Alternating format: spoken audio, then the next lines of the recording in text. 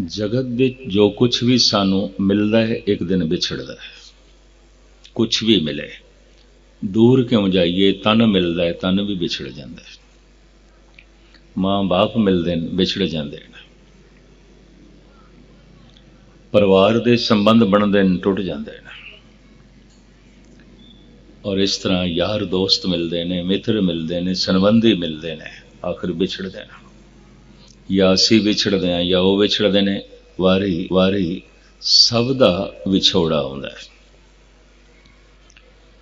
पातशाह की बाणी कहती है, एक सदी भी मिलिया होया है, जन्म तो मिलिया होया है ते कदी विछड़िया भी नहीं, लेकिन उसका पता नहीं है, बोध नहीं है। सत्संग का मतलब इन्ना है, सानू उसकी समझ आ जाए जो कदी विछड़ता ही नहीं। सानू उसकी समझ आ जाए जो सब थां ते है। हर जगह मनुख का परिवार नहीं है, हर जगह मनुख के मित्र नहीं ने, हर जगह मनुख का वतन नहीं है, हर जगह मनुख का घर नहीं है। हर जगह परमात्मा है, हर जगह ईश्वर है। सदा अंग संगे अभंगंग विभूते। हर वक्त मनुख दे नाल मित्र नहीं होंदे, पुत्र नहीं होंदे, परिवार नहीं होंदा।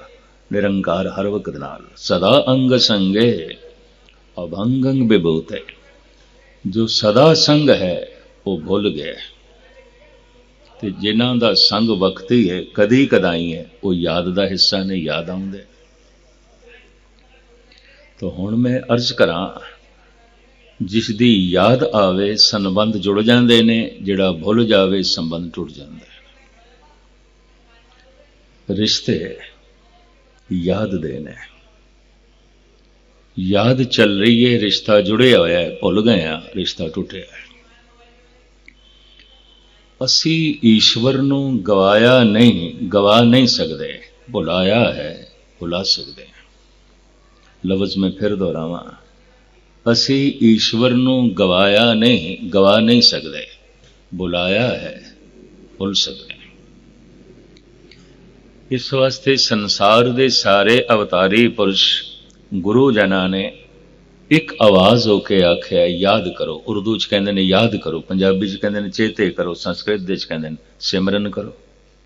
सिमरन करो, चेते करो, याद करो। किसनू? जिन्हों भुल गए हो, जिन्हों भुल गया। भुले क्यों? समझ नहीं, और अकल प्रभावित भी नहीं। जिस तो मन प्रभावित हो जाए, समझ प्रभावित हो जाए, वो याद का हिस्सा बन जाता है, भुलदा ही नहीं। पुत्र नू याद करना होवे, वाजा वजाण की लोड़ नहीं, तबला खड़काण की लोड़ नहीं, पुत्र की याद आपे ही आउंदी है। मित्र नू याद करना होवे, कथा कहानियां की लोड़ नहीं है, आपे ही याद आउंदा है। परिवार नू याद करना है, धन संपदा नू याद करना है, पदार्थां नू याद करना है, कोई फिलसफा घोटण की लोड़ नहीं। किसी रागी सिंह नू कहण की लोड़ नहीं, तू राग अलाप जरा मैं परिवार नू याद कर लवां, पदार्थां नू याद कर लवां। उन्हां दी याद आपे आउंदी। क्यों? उन्हां दी समझ है ते समझ प्रभावित है। जिस तो मन प्रभावित होवे वो याद का हिस्सा बन जाता है।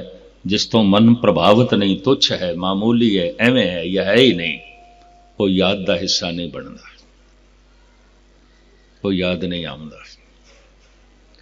कमाल की गल है, पुत्र याद आउंदा है, मित्र याद आउंदा है, परिवार याद आउंदा है, पदार्थ याद आउंदे ने, धन संपदा याद आउंदी है, संसार याद आउंदा है। भुलदा है तो केवल निरंकार ही भुलदा है, और सारे जगत नूं भुलदा है। जो मंदिर मस्जिद गुरुद्वारे नहीं आउंदे वो ते भुले हुए ने, पर जिहड़े आउंदे ने उन्हां नूं भी भुलदा है। इस चक्कर च ना पैना। 1000 किधरे सत्संगी बैठे होवन मंदिर मस्जिद गुरुद्वारे च, तो मैं इतनी गल दावे नाल कह सकदा, कोई एक अध होवेगा जिन्नू याद आउंदा होवेगा, बाकी नहीं। बाकियां लई गुरुद्वारे आउणा भी मनोरंजन है, कथा कीर्तन भी मनोरंजन है, ये भी मैं अर्ज करदे। जो याद का हिस्सा बने, समझ लो मन उस तो प्रभावित है। मनुख पदार्थ तो प्रभावित है, परमात्मा तो प्रभावित नहीं। तो पदार्थ की खातर परमात्मा छोड़िया जा सकता है, परमात्मा की खातर पदार्थ नहीं। मनुख परिवार तो प्रभावित है, निरंकार तो प्रभावित नहीं। परिवार की याद है, निरंकार की याद कोई नहीं। मनुख धन तो प्रभावित है, धर्म तो नहीं। इस वास्ते धन की खातर धर्म छोड़िया जा सकता है, परिवार की खातर निरंकार बुलाया जा सकता है, संसार की खातर पदार्थों की खातर परमात्मा नूं परे सुटिया जा सकता है। और ऐसा है, ये ठीक है, पदार्थ उसे ने बनाए ने, संसार उसे ने बनाया है, तो परिवार के संबंध भी उसे ने बनाए ने। दियाँ पूत सब हर के किए, सबना को संबंध कर दिए। मात पिता सुत बंधप भाई, नानक होआ पार ब्रह्म सहाई। ये सारे रिश्ते ते बनाए उसे ने। पर कमाल दी गल, रिश्तेदार याद आवन जिसने रिश्ते बनाए ने, ते जो महान रिश्तेदार है कभी विछड़दा ही नहीं, वो भुल जाए। इस वास्ते दुनिया के तमाम अवतारी पुरुषों ने आख्या याद करो। कीर्तन मनुख कर रहा है, कीर्तन सुन रहा, उसकी याद कोई नहीं। पाठ मनुख कर रहा, उसकी याद कोई नहीं। कथा कर रहा, उसकी याद नहीं है। दान पुण्य कर रहा, सेवा कर रहा, उसकी याद नहीं। और जितनी चिर तक उसकी याद नहीं, हृदय पवित्र नहीं हो सकता। जितनी चिर तक उसकी याद नहीं, खेड़ा नहीं हो सकता, खुशी नहीं हो सकती। तो रोंदे पिटदे मिलणगे कीर्तन करने वाले, रोंदे पिटदे मिलणगे पाठ करने वाले, अक्सर दुखी मिलणगे गुरुद्वारे मंदिर मस्जिदां च आने वाले। ऐ तो कुछ भी नहीं, एक सच्चाई है। ये तो हुण मैनूं नहीं पता किन्नी क सच्चाई तुसीं सुन लैंदे हो, तो तुहाडा हाजमा किन्ना क है। अगर परमात्मा आनंद है तो फिर मनुख दुखी क्यों है? गुरुद्वारे आने वाला तो दुखी नहीं होना चाहिए। अगर परमात्मा आनंद है, खुदा आनंद है, तो नमाजी ते दुखी नहीं होना चाहिए। अगर ईश्वर सुख दा सोमा है तो मंदिर दे पूजा पाठ करने वाला ते कल्पना दे दुख तो नहीं होना चाहिए। पर महर्ज करा रो रहे ने मंदिरां दे आने वाले, और तरह तरह के रोने धोने धो रहे ने गुरुद्वारियां आने वाले। नमाजी अपनी थां ते रोना पिटना जारी रखी बैठे ने। परमात्मा आनंद है और खुदा दे अगों सजदे करने वाला दुखी है। परमात्मा आनंद है, कथा कीर्तन करने वाला रो रहा है, कुछ भी नहीं है, हकीकत है। परमात्मा आनंद है, ये धार्मिक मंदिरां दे आने वालियां कोल कुछ भी नहीं है। कारण मन प्रभावित नहीं है। क्यों? समझ नहीं है। तो मैं अक्सर बयान करदा हूं ते दोहरा दियां, जो मेरी समझ दे च नहीं है, नहीं है। होवेगा परमात्मा, है परमात्मा, मेरी समझ दे च नहीं है तो नहीं है परमात्मा, ईश्वरी है, उस तो बिना कुछ नहीं। पर मेरी समझ दे च नहीं है तो नहीं है, मेरे चेते दे च नहीं है तो नहीं है। जरूर गल पकड़ दे च आई होवेगी। क्या वाकई परमात्मा समझ दे च आ जांदा है? नहीं। समझ समझ के एक समझ मिलती है कि हे प्रभु तू मेरी समझ दे नहीं आ सकता, तू मेरी समझ दे नहीं आ सकता। क्यों? तू समर्थ वड़ा, मेरी मत थोड़ी राम। तू इतना वड्डा है, इतना वड्डा है, असीम। मेरी सोचण शक्ति बहुत छोटी, बहुत छोटी, बहुत छोटी। मैं किथे तेनू समझ सकदा। समझ समझ के ये समझ मिलती है कि हे प्रभु मैं तेनू समझ नहीं सकता। तो समझ प्रभावित हो जाती है, उन्होंने पता चल जाता है वो तो सागर है, तो मेरी अकल तो एक प्याला है, प्याले सागर किसते आएगा। तू समर्थ वड़ा। तो जैसे मनुख की अकल प्रभावित होती है, मनुख याद करने लग पैंदा है। बिसरत नाही मन ते हरी, बड़ी कीमती पंक्ति है। प्रभु तो भुलदा ही नहीं। हुण भुलाण की लख कोशिश करिए, नहीं भुलदा। बिसरत नाही मन ते हरी। क्यों? समझ आ गई। की समझ आ गई? समझ समझ के ये समझ आई है, हे प्रभु मैं सारा तेनू समझ नहीं सकता, मैं तेनू याद कर सकता, मैं तेनू समझ नहीं सकता।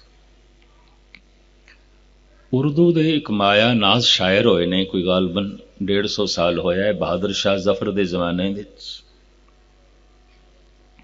उन्होंने दरबारी शायर सन। उस्ताद ज़ौक़। वो कहते ने हम जानते थे कि इल्म से कुछ जानेंगे। कहते पढ़न वास्ते मैं पिया स्कूल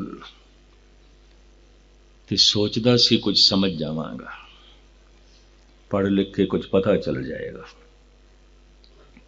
खुदा बारे, संसार बारे, परमात्मा बारे। हम जानते थे कि इल्म से कुछ जानेंगे, पर जाना तो ये जाना कि ना जाना कुछ भी। पढ़ पढ़ के जान जान के मैं ये जाने है कि मैं कुछ नहीं जानदा, मैं कुछ नहीं जानदा, मैं कुछ नहीं जानदा। एथेन दा प्रसिद्ध संत सुकरात वो अपनी आटोबायोग्राफी च लिखदा है, अपनी आप बीती दे कहंदा जद मैं बच्चा सी, बच्चियां नाल खेडदे आया, मैं डिंगा मारदा सी कि मैं सब कुछ जानदा, मैनू सब कुछ पता है, तुसी कुछ भी पुछो तो मैं दसांगा। कहंदा बच्चियां ते मेरा रोब बनिया रहिंदा सी, बच्चे मैनू नेता मनदे सन, लीडर मनदे सन, मुखी मनदे सन। बच्चे मेरा सत्कार करते सन और मैं नेता बनिया रहिंदा सी, मुखी बनिया रहिंदा सी। और बच्चियां च मैं दावा करदा सी मैं सब कुछ जानदा, मैं सब कुछ जानदा। अगां चल के महापुरुष कहंदा है मैं जवान होया तो जवानां दी महफिल विच मैं एक कहना शुरू किया, कुछ ऐसा भी है मैं नहीं जानदा। सारे सवालों का जवाब नहीं देंगा, क्यों? कुछ ऐसा भी है जो मैं नहीं जानदा। फिर अगां चल के लिखदा है अज मैं बुढ़ा हो गया, अज मैं बिरध हो गया और मैं ऐलानियां कह रहा मैं कुछ भी नहीं जानदा, मैं कुछ भी नहीं जानदा। मैं जान जान के ये जाने है मैं कुछ भी नहीं जानदा, मैं कुछ भी नहीं जानदा। धन गुरु नानक देव जी महाराज कहते ने सोई अजान कहे मैं जानिया, महामूर्ख उसनों समझ लो जो दावा करे मैं जान ले। सोई अजान कहे मैं जानिया, जानन हार न जाना रे। पर जिसने जान लिया कि मैं नहीं जान सकता, ये जान ले बड़ा वड्डा जानना है, बहुत वड्डा ज्ञान है कि जिसने ये जान लिया कि मैं नहीं जान सकता, तू इतना महान है, इतना महान है, मैं नहीं तेनू नाप सकता, मैं नहीं तेन तोल सकता, मैं नहीं तेरी सिफतां की गिनती कर सकता। वो चीज़ पकड़दे च आ जाती है, समझदे च आ जाती है, जो नापदे च आ जाए, तोलदे च आ जाए, गिनती च आ जाए। पर जो गिनती च भी ना आवे, तोलदे च भी ना आवे, नापदे च भी ना आवे, समझदे च भी ना आवे, तो फिर किस तरह बयान करोगे? असीम है, असी उसनों गवाया नहीं, गवा नहीं सकते, उते व्यापक है, सब कुछ उसे दे विच है, उस तो बाहर कुछ भी नहीं है। इस दे उत्ते मैं एक उदाहरण देना होना थोड़े सामने रखा। एक मछली सागर दे अपने परिवार तो बहुत दूर जा सकती है और अक्सर हज़ारां मील दूर चली जाती है, क्योंकि जमीन नालों 3 गुणा पानी ज्यादा है, सागर बहुत बड़ा है। एक मछली अपने जन्म स्थल तो बहुत दूर जा सकती है और अक्सर हज़ारां मील दूर चली जाती है। एक मछली अपने इलाके तो, अपने वतन तो बहुत दूर जा सकती है और अक्सर हज़ारां मील दूर चली जाती है। लख भी मछली कोशिश करे, सागर तो दूर नहीं जा सकती, पानी तो दूर नहीं जा सकती।